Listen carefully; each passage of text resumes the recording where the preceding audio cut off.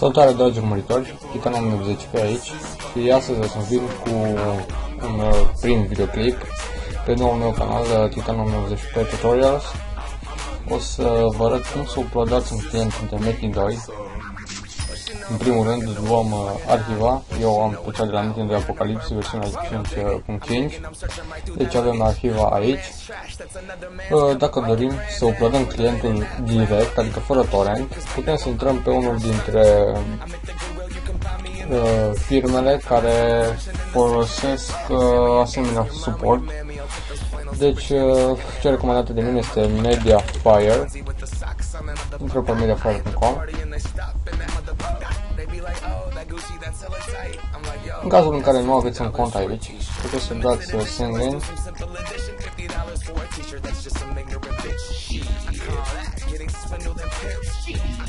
Și în caz că sunteți un businessman, puteți să vă alegeți pachete începând de la $2,49 pe lună până la $24 pe lună pentru cei care folosesc cu adevărat spațiu pentru a uploada, care văd că este aici de 100 de terabytes, sau dacă sunteți un businessman între ghilimele mai mic, puteți să luați pachetul basic de 10 GB free.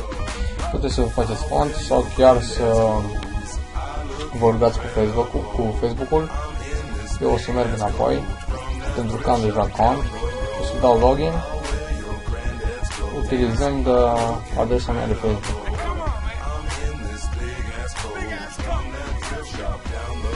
Trebuie să fie puțin pentru că am un viteză de internet nu prea mare. Deci am dat aici login with my Facebook. Avem așa. Deci aici mă aflu pe contul meu. Pentru a uploada fișierul trebuie să țineți minte deja locația. Eu am un computer, Eleanor PC, Games și avem aici arhiva de la Metin. Bun, deci în primul rând dăm click pe Upload from Computer. Așteptăm să ne deschide fereastra, dăm click pe plus și mergem în locația unde avem arhiva cu ce dorim să uploadăm. Mergem aici unde avem locația și dăm click pe arhiva Metin sau ce doriți dumneavoastră să uploadați, dăm Open și Begin the Upload.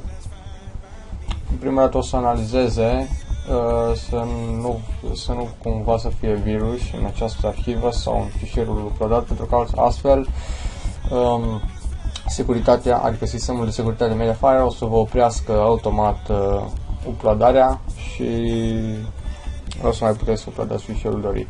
Deci nu o să mai aștept, o să v-ați dat voi seama cum merge această chestie. O să dau un refresh ca să se oprească asta. Al doilea mod ar fi să folosim un torrent. Eu am BitTorrent.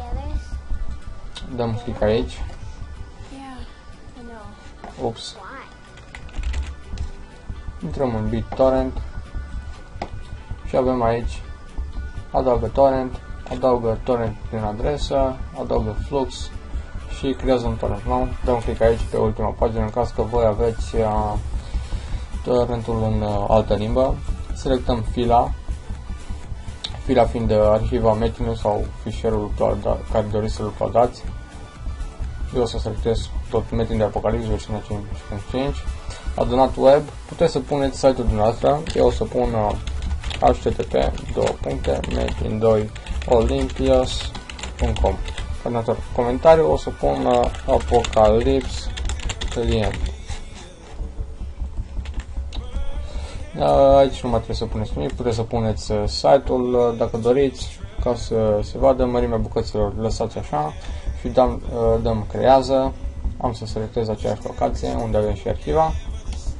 Așteptăm să se creeze torrentul și după încărcarea terminării clientului, adică uploadării torrentului, trebuie să dăm cuiva torrentul pentru ca să îl putem uploada, să-l aibă și această persoană și dumneavoastră și el să fie undeva pe serverele de la torrent Din nou putem să mergem tot pe Mediafire, să dăm Upload și să selectăm torrentul. Dăm Open, Begin the Upload. Vedem că s-a verificat 100%, nu a detectat niciun virus și îl avem și uploadat. O altă metodă pentru a uploada fișierele sau clientul este să-l puneți pe web hostul dumneavoastră. Eu o să intru în USKP, dumneavoastră puteți să intrați pe FileZilla. Eu am ales asta. O să intru pe site-ul, pe web hostul meu. O să mă conectez și o să merg în public HTML și putem să facem de asemenea să glisăm fișierul. De exemplu, puteți să glisați asta și el să se încarce până se termină, lăsați să se încarce. Eu o să anulez transferul pentru că nu am nevoie de așa ceva. Da, văd că s-a blocat. Ok, deci nu este nicio problemă. Îndată ce fișierul este uploadat, îl găsiți. De exemplu, o să mă conectez din nou pe metindelimpios.com, public HTML. Deci eu o să șterg asta, o să pun torrentul. Deci îl avem uploadat. Dăm redenumire, dăm Ctrl-A și apoi Ctrl-C.